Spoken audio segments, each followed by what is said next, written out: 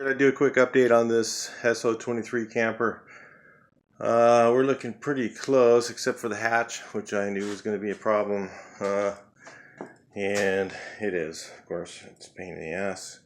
We got the rubber in. I get this stuff in bulk. It's much better than the stuff they have at Wolfsburg West. I put it on, the doors close. It's kind of cool. Versus the other ones, you got to cut every one of these things here to get for the hinges and for the fake hinges where the hinges can be for the high roof spec then, I guess. And I got the panel on here. Let's see.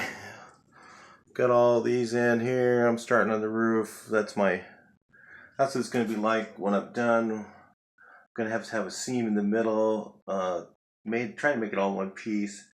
Which is not going to make the bend. Originally, the grain went this direction, and they had larger wood. I'm going to have to probably put a trim piece along there. The top, I don't know what I'm going to put, aluminum, or if I'm going to put, I might just put aluminum. I think it'd look better, maybe. It could look kind of cool, industrial looking. So that's kind of the style back then. It was a lot of this aluminum trim stuff. Of course, I had to make it all. Didn't have any of it. Went to IMS metal and polishing it as I go. So we had some trouble with the speedometer. Went to put the cable on it. Of course, it was frozen. So I unfortunately didn't have time to make a video of how to rebuild your speedometer. It's a little tough. New rubber. Got new rubber here all the way across. Didn't have the same stuff I used on the other door, so it's a little stiff. In fact, it's very stiff. So that's done. Rear glass is in. Pop-outs are in. So couldn't buy any hubcaps, so I had to straighten some I had laying around. They're not the greatest, but they'll be alright. There's one that's really bad on the other side. I'll show you that in a second. Got the headlights in. All the wiring's working, except for maybe... Nope, of course we didn't fix the horn yet. Talked about it, but it didn't get wired up yet. It's not really hard to do. I don't even know if the horn itself works. So I've got to get these latches. Now I checked on these. If you have a camper and you're watching this, I heard that the ones that they have out right now are made out of pot metal, so I'm not really excited about spending $50 on something that's made out of pot metal. It's like it probably cost them $5 or $6 to have made, and they sell them for $50. You know, that's just, come on, guys. So I got the original one for the rear. Bought some stainless carriage bolts for it, and so I've had to run around and do all that stuff. And I'm working on the hinges for the roof. So just so you know, if you have one of these too, the hinges like this hinge piece, the pin is frozen inside of there. And of course it broke off in there because it got frozen. And I got all the dimensions, everything.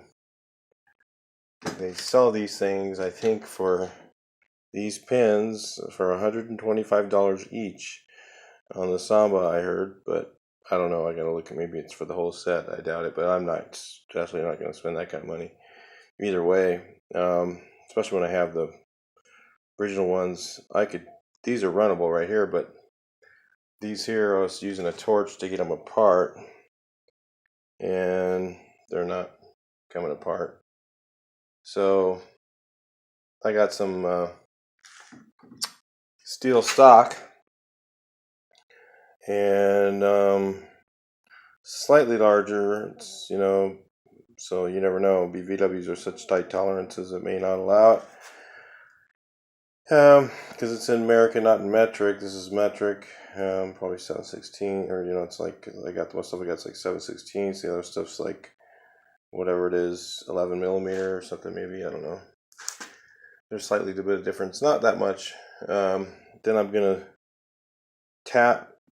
put this in the drill press, put the piece in the drill press, tap this side, put threaded rod in, and drill the hole in the side in the exact position that this one is, and make those and see if they work better. If they don't work better than these, then I'll have to fix these somehow, and I don't know how I'm going to do that. But also the pin that goes through, then I have to also drill out the hatch and put a larger pin inside of it, grease it, stick it in there. That's all. That's a really primitive hinge system they had on their roof.